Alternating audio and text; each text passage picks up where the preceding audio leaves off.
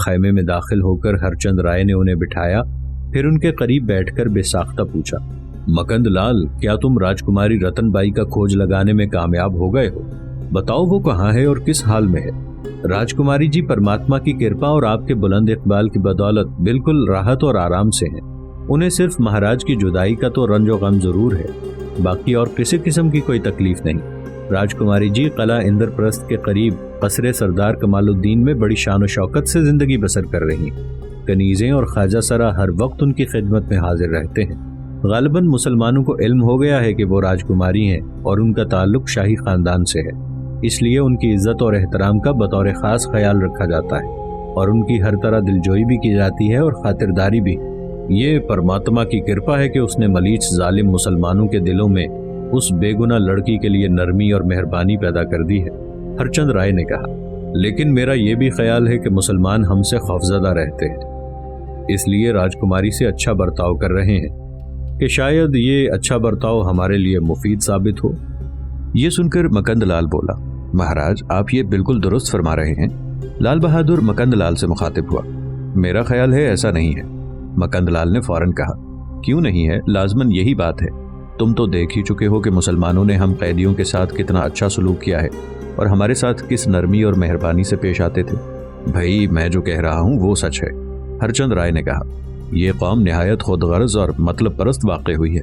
لال بہادر پھر کچھ کہنا چاہتا تھا مگر مکند لال نے اسے موقع نہ دیا اور خود مندر کی مکمل کہانی بیان کر دی، جسے سن کر ہرچند رائے سخت متعجب ہوا۔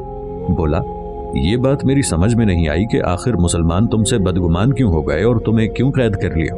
بظاہر تو ہمیں اس کی وجہ معلوم نہیں ہوئی، لیکن ہمارا خیال ہے شاید اس کنیز نے جسے ہم نے خط لکھ کر دیا تھا ہمارا راز فاش کر دیا ہو۔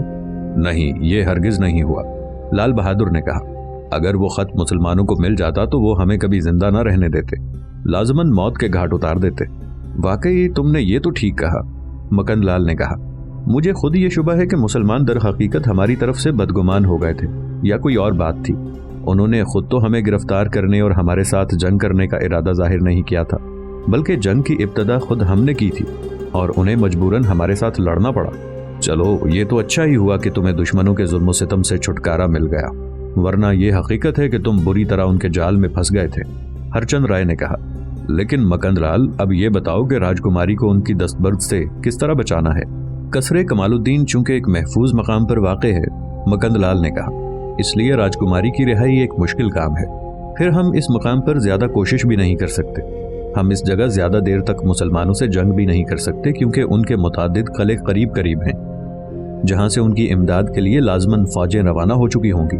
کچھ بھی ہو، ہرچند رائے نے کہا، میں اپنی بیٹی کو مسلمانوں کی قید سے ضرور رہا کراؤں گا۔ میں نے راجکماری کی رہائی کے لیے ایک تدبیر سوچی ہے، مکند لال نے کہا۔ تم قصر کمال الدین کے مکمل حالات، مسلمانوں کی فوج کی تعداد اور دوسرے حالات سے بخوبی واقف ہو، ہرچند رائے نے کہا۔ بتاؤ کیا تدبیر ہے؟ مہاراج نے کل ملاحظہ فرمایا ہے کہ مسلمانوں سے کھلی جنگ میں ہمیں کامیابی نہیں ہوئی، مکند لال نے کہا۔ قصر کمال کا صرف ایک ہی راستہ وہی سڑک ہے جس پر مسلمان ہمیں آگے بڑھنے نہیں دیتے۔ اب ہم صرف مسلمانوں کو دھوکہ دے کر فتح حاصل کر سکتے ہیں اور راجکماری کو قید سے رہا کرا سکتے ہیں۔ میری تجویز یہ ہے کہ مسلمان یہ سمجھتے ہیں کہ آپ نے ان پر محض اس لیے حملہ کیا ہے کہ 3 پروہتوں کو ان کی قید سے رہا کرا کر اور مندر میں روا رکھے جانے والی زیادتیوں کا انتقام لینا چاہتے ہیں۔ اب آپ کوئی قاصد بھیج کر بظاہر ان سے صلح کر لیں اور اپنی ساری فوج کو واپس لے جانے کا اظہار کریں اور بظاہر فوج کو لے کر واپس چلیں اور شام تک فوج کو آہستہ آہستہ بدایوں کے راستے پر واپس لے جاتے ہیں۔ 4-6 میل چل کر لوٹیں اور رات کو اچانک یہاں واپس پہنچ کر حملہ کر دیں۔ مسلمان اس صلح سے مطمئن ہو کر آرام کر رہے ہوں گے اور مجھے یقین ہے کہ میں بلا روک و ٹوک قصر کمال میں پہنچ کر راجکماری کو رہا کرا لوں گا۔ ہمارا مقصد محض راجکماری کی رہائی ہے، قلعہ اندر پرست کی فتح نہیں ہے، اس لیے ہم خامخواہ جنگ کو طول نہیں دیں گے۔ راجکماری کو رہا کرا کر فوراً بداؤں روانہ ہو جائیں گے۔ تم نے بڑی اچھی تدبیر سوچی ہے، ہرچند رائے نے کہا۔ راجکماری کی رہائی کے لیے اس سے عمدہ تدبیر سوچی ہی نہیں جا سکتی۔ اس کے بعد خوب اچھی طرح سمجھا بجھا کر مکند لال اور لال بہادر کے مشورے سے ہرچند رائے نے سردار نظام الدین کے پاس اس کمسن قیدی کو بھیجا جو سردار نظام الدین سے باتیں کر چکا تھا۔ اس نے ہرچند رائے کی طرف سے صلح کا پیغام دے کر شکریہ ادا کیا کہ مسلمانوں نے 3 پروہتوں اور دوسرے قیدیوں کو رہا کر دیا ہے 2-3 घंटे में सुलह की कार्रवाई मुकम्मल हो गई। हरचंद राय की फौज ने कूच की तैयारियां मुकम्मल कर ली और जब वो कमसिन साबिक कैदी कामयाब होकर सरदार निजामुद्दीन के पास से वापस आया तो एक मुसलमान अफसर और बहुत से मुसलमान सवार भी उसके साथ थे। और जब हिंदू लश्कर को कूच का हुक्म मिला और वो कूच कर गया तो मुसलमान अफसर और सवार कसरे कमालुद्दीन लौट गए। हिंदू फौज आहिस्ता आहिस्ता आगे बढ़ती रही और शाम तक बमुश्किल 2-3 मील की मुसाफत तय कर सकी। लेकिन जूं ही रात का अंधेरा फैला, सारी हिंदू फौज वापस हुई और कसरे कमाल की तरफ चल पड़ी और बर्क रफ्तारी से कसरे कमालुद्दीन को जाने वाली सड़क को एक तरफ छोड़कर कसरे कमाल के सामने पहुंच गई। सरदार निजामुद्दीन ने कसरे कमाल के बाहर बदस्तूर 100 मुसल्लह सिपाही हिफाजत के लिए मुतय्यन कर रखे थे, जिन्होंने हरचंद राय के हमले का जवाब दिया और कसरे कमाल के सामने खूनरेज लड़ाई छिड़ गई। कसर में सरदार निजामुद्दीन को हिंदुओं के इस फरेब की इत्तला दी गई तो उसे इस दगाबाजी पर सख्त हैरत भी हुई और वो अपने किए पर परेशान भी हुआ कि हिंदुओं से धोखा खा गया। मगर अब परेशानी बेकार थी। वो सख्त घबराहट के आलम में एक अकबी दरवाजे से बाहर निकलकर 300 खैमजन सवारों को लेकर कसर के खुले फाटक की तरफ रवाना हुआ। लेकिन हरचंद राय ने फाटक के करीब पहुंचकर इस तेजी और जोशो खरोश से हमला किया कि जो 100 मुसलमान वहां मौजूद थे और अंदर बाहर आ जा रहे थे, इस नागहानी हमले से हवास बाख्ता हो गए और हजारों हिंदू लश्करी पहले ही हमले में मुसलमानों को कत्ल और जख्मी करते हुए कसर के खुले फाटक में घुस गए और हरचंद राय ने मुकंदलाल की रहनुमाई में सीधा राजकुमारी की क़यामगाह का रुख किया। हिंदू फौज भी बहादुरी से उनके पीछे आगे बढ़ रही थी। कसरे कमाल में इस वाक़े ने हलचल मचा दी। राजकुमारी अपने कमरे में सख्त परेशान बैठी सकीना से गुफ्तगू में महव थी और बार बार ये कह रही थी कि अफसोस, सरदार निजामुद्दीन ने बड़ी गलती की और फरेब का शिकार हो गया। उन पुरोहितों को रिहा करने के बावजूद जंग खत्म ना हुई, बल्कि अब इसलिए सूरत हाल बहुत नाजुक हो गई है कि वो पुरोहित कसर के कोने कोने से बखूबी वाकिफ हैं और ऐन मुमकिन है कि वही लोग हिंदू लश्कर को उभार कर यहाँ लाए हों, वरना सुलह करके वापस जाना और फिर दगाबाजी करके लौट आना और रात के वक्त हमला करना बिल्कुल खिलाफ उसूल और खिलाफ क़यास बात है। मुमकिन है आपकी बात दुरुस्त हो, सकीना ने कहा, मगर सरदार निजामुद्दीन ने सड़क पर अपनी फौज को साबिक हालत में कायम रखकर और कसर पर भी पहरा बिठाकर बड़ी दानाई की बात की है। इसलिए मेरा ख्याल है कि हिंदू लाख कोशिश करें, कसरे कमाल में दाखिल होने में कामयाब नहीं हो सकते। राजकुमारी ने कहा कि सरदार निजामुद्दीन ने खुद राय से उन पुरोहितों और कैदियों को रिहा करके हिंदुओं के हौसले बुलंद किए हैं। वो समझते होंगे कि मुसलमान कमज़ोर हैं, हमसे डरते हैं, उन्हें शिकस्त देना आसान है और फिर पुरोहितों की वसातत से अब तो वह कसर के हालात से भी अच्छी तरह वाकिफ़ हैं, इसलिए हम सख्त ख़तरात में घिर गए हैं। अभी ये गुफ्तगू हो ही रही थी कि ख्वाजा सरा काफूर और कई कनीज़ें घबराई हुई कमरे में दाखिल हुईं और राजकुमारी से मुखातिब होकर कहा कि हुजूर, हिंदू फौज कसर में घुस आई है और हरम सरा की तरफ आ रही है। अब हम सब की मौत आ गई है। ये सुनकर सकीना और राजकुमारी सख्त घबराईं, लेकिन राजकुमारी ने हौसला न हारा। बोली कि सब ख्वाजा सराओं और कनीज़ों को मेरी तरफ से कह दो कि सब लोग कोने खुदरों में छुप कर बैठ जाएं और खुदा की रजा पर शाकिर रहें। हर एक यही जाहिर करे कि वो हिंदी ज़बान से नावाकिफ़ है और उससे कुछ पूछा जाए तो ज़बान से नावाकिफ़ होने के बहाने की आड़ में कुछ न बताए। जब ख्वाजा सरा और कनीज़ें चली गईं तो राजकुमारी ने बड़ी तेज़ी से अपना संदूक खोलकर वही लिबास निकालकर जल्दी से पहना जो तकरीबन मर्दाना था और जिसे पहने हुए वो मीरठ से फरार के मौके पर गिरफ्तार हुई थी। फिर उसने कमरे से एक पेटी कसकर बांधी और उसमें तलवार लगा दी। उसके बाद उसने अपने सर के बालों का एक ऊंचा सा जूड़ा बांधा और सर पर एक बड़ी सी खुशनुमा चादर कुछ इस तरह से लपेट ली कि देखने वाले उसे इमामा समझें।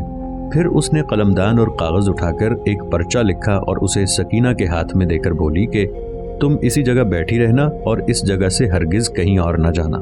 जब भी कोई हिंदू अफसर तुम्हारे पास आए और तुमसे कुछ पूछे तो उसे इशारे से बताना कि तुम हिंदी ज़बान से नावाकिफ़ हो और फिर मेरा ये रुक्का उसे दे देना। वो तुमको किसी सूरत न सताएगा, ना तुम पर कोई जुल्म किया जाएगा। मुझे इस कसर में छुपने के लिए कोई मुनासिब जगह मिल गई तो मैं वहाँ छुप जाऊंगी। अगर मैं छुप ना सकी और मजबूरन मुझे जाहिर होना पड़ा तो मैं खुद अपनी ज़बानी तुम्हारी सिफारिश करूंगी। मैं ना हुई तो मेरा ये रुक्का तुम्हें तहफ़्फ़ुज़ देगा। दोनों सूरतों में तुम्हें कोई नुकसान न पहुँचेगा। बहरहाल अब मैं तुमसे रुखसत हो रही हूँ। अलविदा, खुदा हाफिज।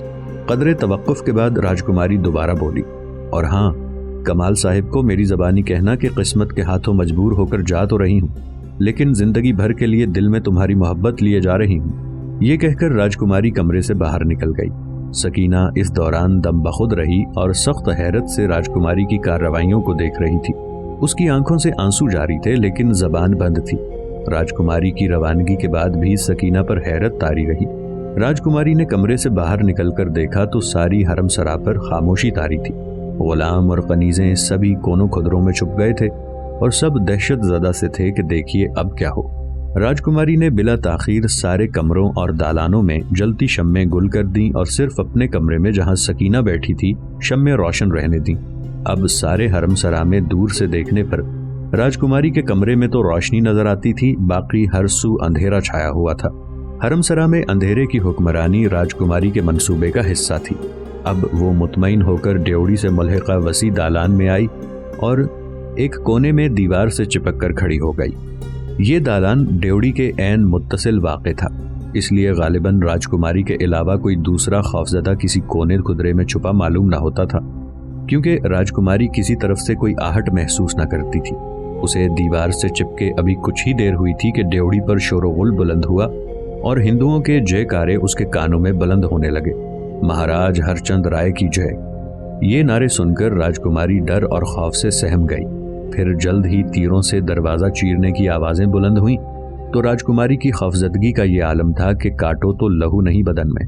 پھر جب جلد ہی دروازے کی رکاوٹ دور ہو گئی اور ہندو سپاہی جے جے کارے پکارتے ہوئے اندر گھس آئے تو قریب تھا کہ مارے ڈر اور خوف اور اضطراب راجکماری کے دل کی حرکت بند ہو جائے اور وہ کسی بے جان شے کی مانند زمین پر گر جائے کہ عین اس وقت راجکماری نے اپنے خوفزدہ دل کو قوی کیا اور ہمت اور جرت سے کام لیتے ہوئے ایک یک لخت تلوار میان سے کھینچ لی اور اندھیرے میں آہستہ آہستہ قدم اٹھاتی ہوئی سپاہیوں کے مجمع عام کی طرف بڑھی اور بڑی پھرتی اور ہوشیاری سے ہندو سپاہیوں کے مجمع میں آ کر مل گئی۔ سارے حرم سرا کے صحن میں اس وقت ہندو سپاہی بھرے ہوئے تھے اور سینکڑوں سپاہیوں کی نظریں راجکماری کے کمرے پر جمی ہوئی تھیں جہاں سے روشنی نظر آ رہی تھی۔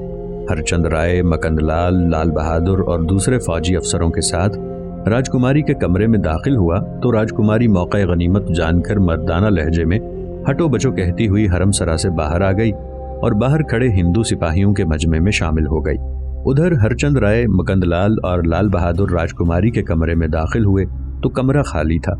صرف ایک کونے میں سکینہ خدا کی ذات پر بھروسہ کیے دل ہی دل میں یا اللہ کا ورد کر رہی تھی۔ مکند لال نے اسے اشارے سے بلایا تو وہ پاگلوں کی طرح بدحواس سی ان کے قریب آ کر چپ چاپ کھڑی ہو گئی۔ مکند لال نے بڑے روب سے کہا، ہماری راجکماری رتن بائی کہاں ہے؟ سکینہ نے اپنی زبان کی طرف اشارہ کر کے ہاتھ ہلایا، جس کا مطلب تو یہ تھا کہ وہ ان کی زبان نہیں سمجھتی، لیکن مکند لال نے یہ سمجھا کہ وہ کہہ رہی ہے کہ میں گونگی ہوں، بول نہیں سکتی۔ مکند لال نے جب بآواز بلند دوبارہ راجکماری رتن بائی کہہ کر اپنے ہاتھ کو یوں حرکت دی جیسے کہہ رہا ہو کہ کہاں ہے، تو سکینہ نے قدرے مطمئن ہو کر ہاتھ بڑھا کر مسند کے نیچے سے ایک رقعہ نکالا اور مکند لال کے ہاتھ میں دے دیا۔ مکند لال نے رقعہ کھول کر ہرچند رائے کے سامنے کیا اور پھر دونوں اسے پڑھنے لگے۔ ہرچند رائے نے رقعہ پڑھتے ہی ایک سرد آہ کھینچی اور کہا، افسوس ہے میری بدقسمت بیٹی، تیری بدقسمتی نے تو تیرے باپ کو کہیں منہ دکھانے کے قابل نہیں چھوڑا۔ پھر ہرچند رائے مکند لال سے مخاطب ہوا، دیکھو ان ظالم مسلمانوں نے ہمیں کیا دھوکہ دیا، ہمیں صلح کا فریب دے کر یہاں سے ٹالا اور پھر ہمارے یہاں سے جاتے ہی راجکماری کو سواروں کے ساتھ قطب الدین ایبک کے پاس روانہ کر دیا۔ قطب الدین ایبک کسی دوسری ہندو راجدھانی پر حملہ کرنے کے لیے گیا ہے، یقیناً ان موذیوں نے راجکماری کو بھی اسی راجدھانی کی طرف روانہ کیا ہے۔ ہم تو سمجھ رہے تھے، مکند لال نے کہا، کہ ہم نے مسلمانوں کو صلح کی آڑ میں دھوکہ دیا ہے، لیکن اب پتہ چلا ہے کہ ہم خود دھوکہ کھا گئے ہیں۔ میرا خیال ہے کہ راجکماری کو روانہ کیے ابھی زیادہ وقت نہیں گزرا، اسے صرف 4-5 گھنٹے پہلے ہی بھیجا گیا ہے، یقیناً وہ ابھی راہ میں ہوگی۔ ہرچند رائے نے کہا، جس طرح ممکن ہو ہمیں یہاں سے نکل کر راجکماری کا تعاقب کرنا چاہیے اور راہ میں انہیں جا لینا چاہیے اور راجکماری کو مسلمانوں کی قید سے آزاد کرا لینا چاہیے۔ اگر تیز رفتاری سے راجکماری جی کا تعاقب کیا جائے تو ہم راستے میں ہی ان تک پہنچ سکتے ہیں۔ لال بہادر بولا، ظاہر ہے مسلمان راجکماری جی کو ہوا کی طرح لے کر اڑ تو نہیں جائیں گے، بس اب چلو دیر نہ کرو۔ ہرچند رائے نے کہا، اور اپنی فوج کو یہ سمجھا دو کہ لڑتے ہوئے قصر سے فوراً باہر نکلیں اور اپنی لشکرگاہ میں پہنچ جائیں۔ اس وقت مایوسی نے بری طرح ہرچند رائے، مکند لال، لال بہادر اور دوسرے افسروں پر غلبہ پا لیا تھا۔ وہ لوگ جان ہتھیلی پر رکھ کر لڑتے مرتے قصر میں داخل ہوئے تھے اور یہاں بھی انہیں اپنے مقصد میں ناکامی ہوئی تھی۔ ہرچند رائے فوراً حرم سرا سے باہر آیا اور پھر قصر کمال میں گھسی ہوئی ساری ہندو فوج اکٹھی ہو کر قصر کے پھاٹک کی طرف بڑھی۔ ادھر سردار نظام الدین قصر کے پھاٹک پر اپنے 300 سواروں کے ساتھ قلعے اندر پرست کی اسلامی فوج کا منتظر تھا جو کسی بھی لمحے پہنچ رہی تھی۔ جلد ہی قلعے کی فوج آ گئی تو سردار نظام الدین اپنی ساری فوج کے ساتھ ہندو سپاہ سے مقابلے کے لیے قصر کمال میں داخل ہو گیا۔ ہندو سپاہ واپس جا رہی تھی کہ اس کا اسلامی فوج سے مقابلہ ہو گیا۔ مسلمان سپاہی ہندوؤں کی اس جرت پر سخت سیخ پا تھے۔ انہوں نے غضب کی جنجلاہٹ سے ہندوؤں کا راستہ روکا اور بڑے جوش و خروش سے ان پر ٹوٹ پڑے اور بڑھ بڑھ کر تلواریں ماری۔ گو ہندو سپاہی اپنی ناکامی سے متاثر ہو کر سست پڑ چکے تھے، لیکن اب سر توڑ کوشش کر رہے تھے کہ کسی طرح قصر کمال سے نکل جائیں اور اپنی لشکرگاہ میں پہنچ جائیں۔ چونکہ مسلمان بھی انہیں قصر کمال سے باہر نکال دینا چاہتے تھے، اس لیے ہندو سپاہی پیچھے ہٹتے ہوئے قصر کمال سے باہر نکل آئے۔ باہر نکل کر مکند لال نے پکار کر اپنی سپاہ سے کہا، اگر اسی طرح سستی سے کام لیتے رہو گے تو یہ سمجھ لو کہ سب کے سب اسی جگہ موت کے گھاٹ اتر جاؤ گے۔ ہمت اور جرت سے کام لو اور سڑک کو عبور کر کے اپنی لشکرگاہ میں پہنچو۔ یہ سن کر ہندو سپاہیوں نے پورے حوصلے سے کام لیا اور لڑتے مرتے اس سڑک پر آ گئے جہاں کل دن بھر جنگ جاری رہی تھی۔ اس سڑک پر قلعہ اندر پرست کی فوج اور سردار نظام الدین کی سپاہ نے ہندوؤں کو اپنی تلواروں کی زد پر رکھ لیا۔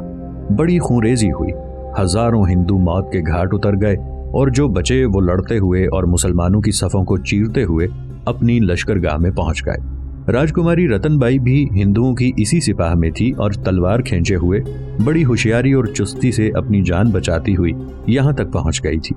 اس دوران میدان کارزار میں کئی بار راجکماری ہرچند رائے کے سامنے آئی، لیکن کچھ تو رات کی تاریکی اور کچھ اپنی پریشانی اور بدحواسی کے تحت ہرچند رائے نے اسے مطلق نہ پہچانا۔ پھر وہ اسے پہچانتا بھی کیسے؟ اسے تو راجکماری کی اپنی تحریر کے تحت یقین تھا کہ میری بیٹی قطب الدین ایبک کے پاس روانہ کر دی گئی ہے اور ابھی راہ میں ہے اور مجھے اس کا تعاقب کر کے اسے رہا کرانا ہے۔ راجکماری نے جب بھی اپنے غمزدہ والد کو دیکھا، اس کی اداس صورت دیکھ کر محبت کے جوش سے آنکھوں میں آنسو بھر بھر لائی اور چاہا کہ دوڑ کر اپنے باپ کے گلے سے لپٹ جائے، مگر پھر سردار کمال کی محبت نے اسے اپنے ارادے کو عملی جامہ پہنانے سے باز رکھا اور وہ اپنی جان کی حفاظت میں مصروف رہی۔ ہرچند رائے اور مکند لال بڑی مشکل سے اپنی بقیہ سپاہ کے ساتھ، جس میں ایک بہادر دوشیزہ بھی شامل تھی، اسلامی فوج سے لڑتے مرتے اپنی لشکرگاہ میں آ گئے، جہاں انہوں نے ہزاروں خیمے کھڑے کر کے اپنا فوجی کیمپ قائم کر رکھا تھا۔ لال بہادر اور سپاہ کا ایک حصہ دفل وقتی کے طور پر سڑک کے اطراف میں اسلامی فوج سے نبرد آزما رہا، حتیٰ کہ رات کی تاریکی چھا گئی۔ اسلامی فوج قصر کی طرف لوٹ گئی اور لال بہادر ہندو سپاہ کو لے کر اپنے کیمپ میں آ گیا، جہاں مکند لال کے حکم سے تھکے ماندے سپاہی خیموں میں آرام کرنے لگے، کیونکہ الصبح ان سپاہیوں کو تیار ہو کر راجکماری کے تعاقب میں روانہ ہونا تھا اور اسے مسلمانوں کی قید سے چھڑانا تھا۔ راجکماری نے بھی ایک خیمے پر قبضہ کر لیا اور اس میں لیٹ کر آرام کرنے لگی۔ وہ بھی تھکی ماندی تھی، اس لیے پڑتے ہی سو گئی۔ الصبح جب ہندو لشکر میں ہلچل مچی ہوئی تھی اور فوج روانگی کی تیاریوں میں مصروف تھی، راجکماری نے بڑی ہوشیاری سے استبل میں بندھے ہزاروں گھوڑوں میں سے ایک گھوڑا کھولا اور اس پر سوار ہو کر گھوڑے کو قدم بقدم چلاتی ہوئی کیمپ سے باہر آ گئی۔ اس وقت روانگی کی تیاریوں کے تحت وہ ہنگامہ برپا تھا کہ کسی نے کسی جگہ بھی اسے نہ روکا نہ ٹوکا اور وہ کسی روک ٹوک کے بغیر کیمپ سے باہر نکلنے میں کامیاب ہو گئی۔ دارالحکومت اندر پرست کے قصر شاہی میں دربار منعقد ہوا۔ سلطان محمد غوری کے نمائندہ ہند ملک قطب الدین ایبک ایک شاندار مسند پر بیٹھے ہیں اور ان کے پس پشت ترکی اور حبشی غلام زرق برق وردیوں میں ملبوس صف بستہ کھڑے ہیں۔ مسند کے قریب دستے راست پر بہادر جانفروش افسران فوج اپنے اپنے مرتبے اور درجے کے مطابق یکے بعد دیگرے بڑے ادب و احترام سے خاموش بیٹھے ہوئے ہیں۔ یہ وہ لوگ ہیں جو اکثر میدانوں میں داد شجاعت وصول کر چکے ہیں اور ان کی تلواریں لشکر کفار کے سینکڑوں نامور بہادروں کو موت کی نیند سلا چکی ہیں۔ آج کے منعقدہ دربار میں سردار کمال الدین سمرقندی کی غیر حاضری بری طرح محسوس کی جا رہی ہے، لیکن چونکہ سب کو علم ہے کہ سردار کمال الدین فتح قنوج کے بعد سلطان غازی محمد غوری کی خواہش پر ملک قطب الدین ایبک کی اجازت سے انہیں غزنی جاتے ہوئے الوداع کہنے کے لیے لاہور تک گیا ہوا ہے، اس لیے اس کی عدم حاضری ناگزیر ہے۔